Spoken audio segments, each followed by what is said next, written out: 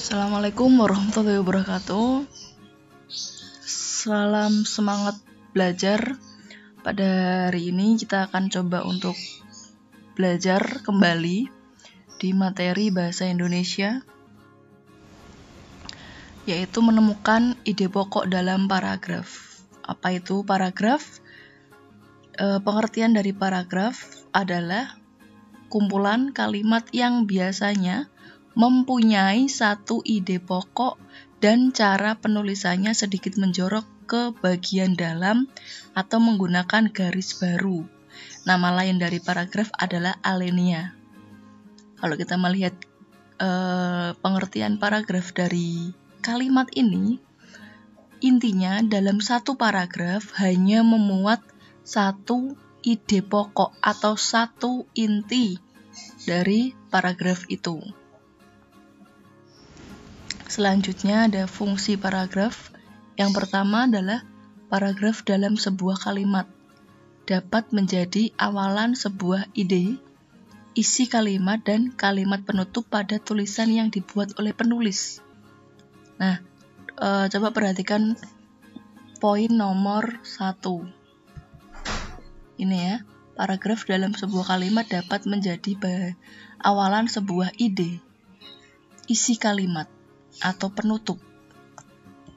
Karena di dalam sebuah paragraf memiliki inti paragraf atau inti kalimat dari paragraf itu, maka harus memiliki isinya. Ada isi, ada awalan, dan ada penutup. Baru itu bisa disebut sebagai paragraf.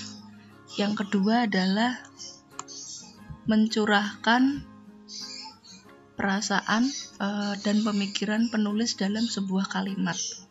Apa sih fungsi paragraf? Karena paragraf merupakan dari kalimat, jadi intinya adalah berusaha untuk memberikan pesan dari pemikiran penulis dalam sebuah kalimat. Yang ketiga adalah paragraf dapat membantu membaca untuk memahami segala sesuatu mengenai isi dan topik dalam sebuah tulisan. Nah, ini itu sebabnya kenapa paragraf hanya ada satu ide pokok dalam satu paragraf, karena paragraf dimaksudkan untuk pembaca memahami setiap paragraf tersebut. Maka ketika sudah menemukan satu ide pokok dari masing-masing paragraf, maka akan dipahami secara menyeluruh dari keseluruhan teks. Kemudian yang keempat adalah memudahkan penulis untuk menyusun ide-ide tentang tulisan yang akan dibuat. Ini, jadi ketemu ide-idenya, setelah itu idenya apa sih? Nah, ide itu yang menjadi kalimat utama. Kemudian dikembangkan menjadi sebuah paragraf. Jadi lebih mudah. Kemudian yang kelima adalah dapat membantu penulis dalam mengembangkan gagasan atau ide dari segala hal sesuatu yang berhubungan dengan topik yang ingin ditulis. Ini maksudnya apa? Karena tadi berkaitan dengan adanya ide, jadi seorang penulis harus memiliki ide utama dulu, harus memiliki kalimat utama dulu atau gagasan pokoknya, baru kemudian dihubungkan ke dalam apa yang ingin ditulis menjadi sebuah paragraf. Selanjutnya, jenis paragraf. Yang akan kita bahas kali ini adalah jenis paragraf berdasarkan letak gagasan utama. Yang pertama adalah paragraf deduktif. Adalah paragraf yang letak gagasan utamanya ada di awal paragraf. Ini yang perlu kita garis bawahi. Letak gagasan utamanya ada di awal paragraf. Itu de. Jadi untuk lebih memudahkan, de, depan, sama dengan depan ya. Jadi kalau apa sih paragraf deduktif itu? Paragraf yang ada di depan gagasan utamanya, karena sama-sama de, awalan de. Kemudian paragraf induktif adalah kebalikan dari paragraf deduktif. Artinya paragrafnya, kalimat utamanya atau gagasan utamanya berada di akhir paragraf, ya. Kalau deduktif di awal, kalau induktif di akhir. Kemudian campuran, maka gabungan dari deduktif dan induktif itu disebut campuran, yaitu berada di awal dan akhir untuk paragraf campuran. Selanjutnya, jenis paragraf berdasarkan isinya. Nah, ada paragraf eksposisi. Kita garis bawahi ya. Apa sih paragraf eksposisi itu? Paragraf yang bertujuan untuk memberikan penjelasan atau pengertian. Jadi memberikan informasi, memberikan penjelasan, berita dan sebagainya, itu eksposisi. Contohnya ini, kegiatan dalam merayakan ulang tahun TNI ke-72 tanggal 5 Oktober 2017 di lapangan Blang Padang, Banda Aceh. Semua warga Banda Aceh turut hadir menyaksikan serangkaian acara ulang tahun TNI ke-72 dengan berbagai ragam acara seperti drum band, tari saman, dan acara lainnya. Paragraf ini merupakan paragraf eksposisi. Karena apa? Karena memberikan informasi, memberikan penjelasan atau pengertian. Apa yang dijelaskan? Itu memberikan penjelasan tentang perayaan hari ulang tahun TNI. Apa saja sih acaranya? Ya, ada beberapa pengisi acara. Apa saja? Ada drum band, ada tari saman, dan lainnya. Ini disebut eksposisi. Apa eksposisi? Adalah paragraf yang memberikan penjelasan atau informasi. Selanjutnya ada paragraf deskripsi. Nah, kalau paragraf deskripsi, kita bisa menggarisbawahi bahwa kalimat yang memaparkan isi gambaran. Ini menggambarkan sesuatu yang apa yang kita lihat sesuai dengan apa yang terlihat oleh mata. Contohnya apa? Ini, saat brownies coklat buatan ibuku dihidangkan untukku, wangi brownies coklatnya langsung tercium enak oleh hidungku. Indra, alat indra. Jadi apa yang dilihat, apa yang didengar, apa yang dirasakan oleh alat indra, kita gambarkan. Oh, wanginya seperti apa? Oh, wanginya wangi brownies coklat.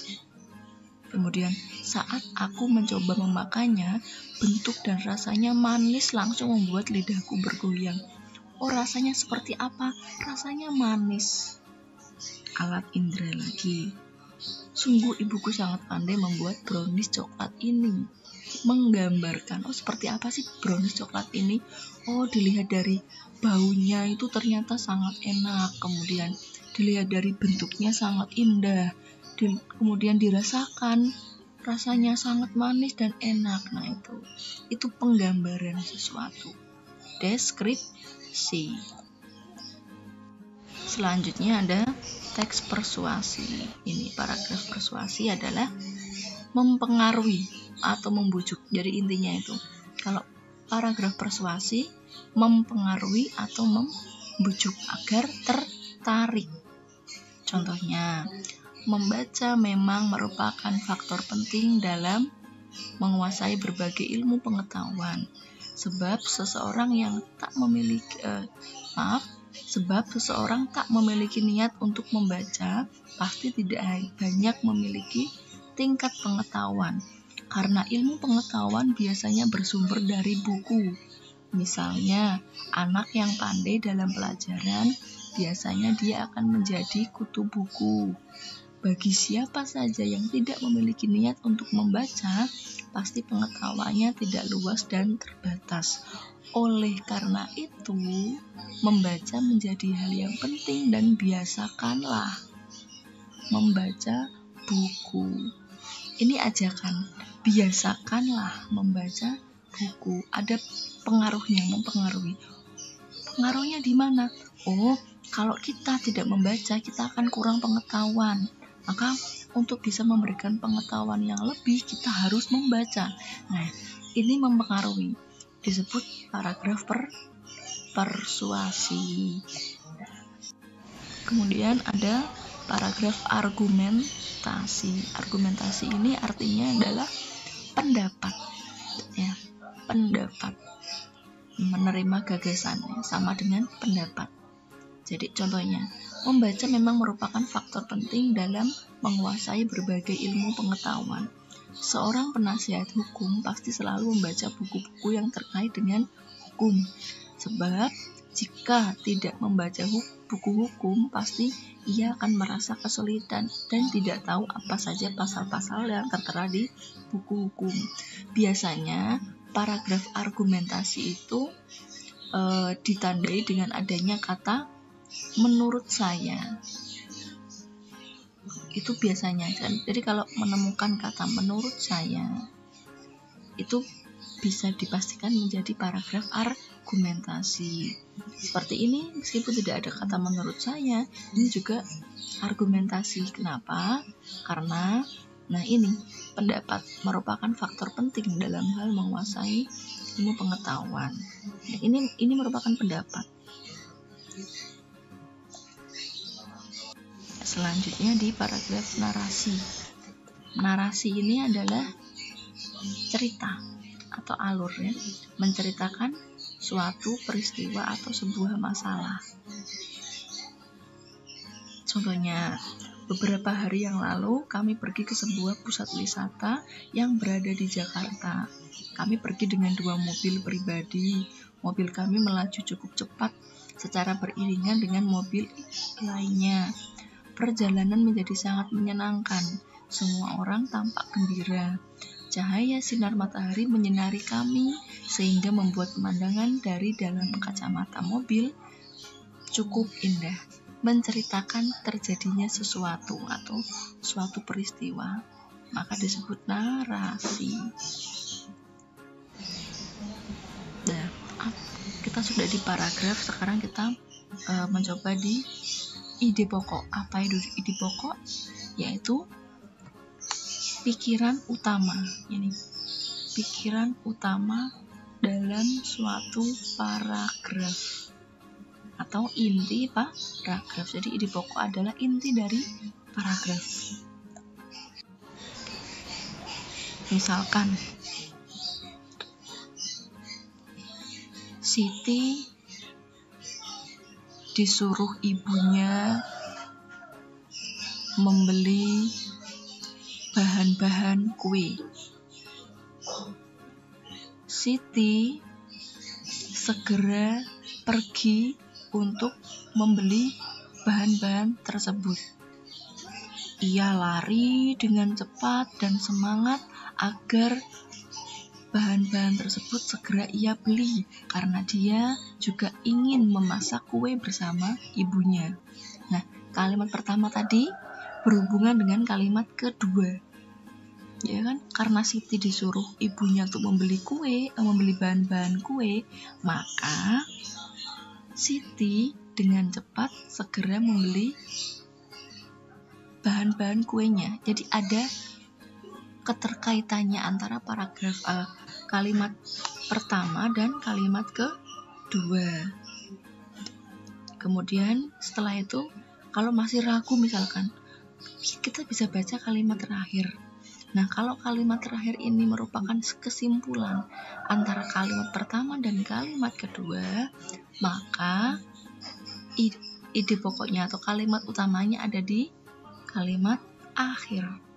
Nah, setelah menemukan kalimat utama, kita bisa menyimpulkan kalimat utamanya. Jadi, ide pokok itu kesimpulan dari kalimat utama itu. Nah, contoh ya, perhatikan pada paragraf yang bertuliskan warna kuning ini ya, yang tulisannya warna kuning. Mengatur pola minum air itu ternyata sangat penting. Jangan sampai kita kekurangan cairan. Kenapa?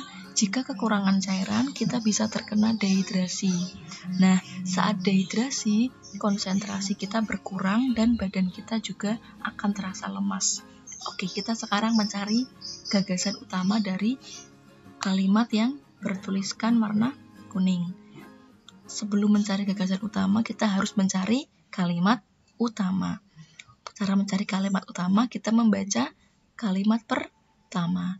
Mengatur pola minum air itu ternyata sangat penting. Kemudian kita baca kalimat kedua. Jangan sampai kita kekurangan cairan. Nah, apakah kalimat kedua dan kalimat pertama ini saling terhubung atau kalimat kedua ini menjelaskan dari kalimat pertama? Kita lihat, kalau kalimat pertama berbicara tentang mengatur pola minuman sangat penting. Kalimat kedua, jangan sampai kita kekurangan cairan.